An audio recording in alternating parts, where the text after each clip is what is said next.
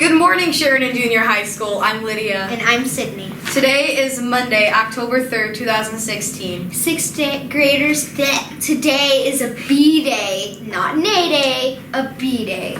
Today's breakfast menu is blueberry pancakes, a hard-boiled egg, and an apple. And the hot lunch menu is chicken and gravy, and the grab-and-go is turkey and ham sandwich.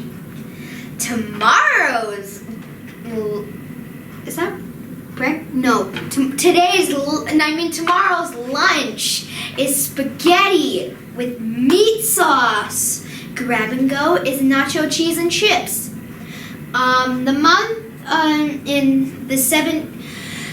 This month, the 75th anniversary of Mount Rushmore, which took 400 workers and 14 years to complete. It's the 75th anniversary.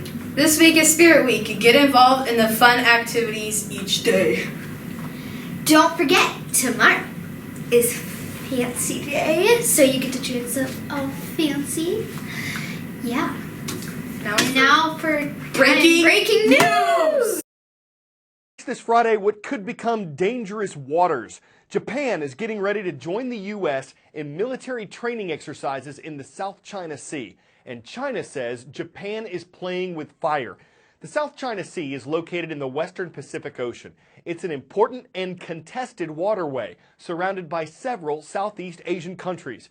China claims to control it. Over the summer, an international court ruled that China does not.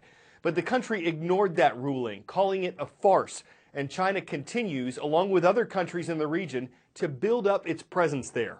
Why? This is the South China Sea, and these may not look like much, but these small, sparsely populated islands and reefs are at the center of a heated international dispute over land and water rights involving China, the United States, and much of Southeast Asia. Nearly a third of the world's trade passes through here on ships, and valuable gas and oil deposits are believed to lie below these waters. Vietnam, the Philippines, Malaysia, Brunei, and Taiwan all have competing claims to territory, but China is the most ambitious and the most aggressive.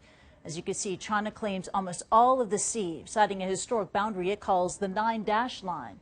And over here, in a chain of islands called the Spratlys, China, and to some extent Vietnam, are rapidly building artificial islands, installing infrastructure, all to justify their territorial claims. Now let's zoom in, all the way in, on a reef here known as Fiery Cross. Satellite photos from the Asia Maritime Transparency Institute reveal just how much China has transformed this reef into a fully fledged island, reclaiming over 2 million square meters, adding lighthouses, even an airstrip. And just a few steps away, zoom into a different story, Sand Cay Island, controlled by Vietnam. The AMTI says Vietnam expanded the island here by more than 50%, adding defensive positions, gun emplacements, and trenches. And less than 12 kilometers from here, Taiwan controls Taiping Island.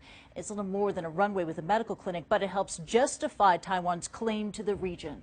The dispute also spills out into the seas themselves. Anyone crossing these waters might run into Chinese military ships on drills, U.S. Navy boats conducting freedom of navigation operations, or fishermen from Vietnam, China, or the Philippines. A lot of traffic and tension that has raised fears that this contested body of water could become a flashpoint between competing nations. Now please rise and join us for the Pledge of Allegiance. I pledge allegiance to the flag of the United States of America and to the republic for which it stands, one nation under God, indivisible, with liberty and justice for all. That's all for today. I'm Sydney. And I'm Lydia. Remember, be safe, Be respectful. be responsible, and be boldly kind.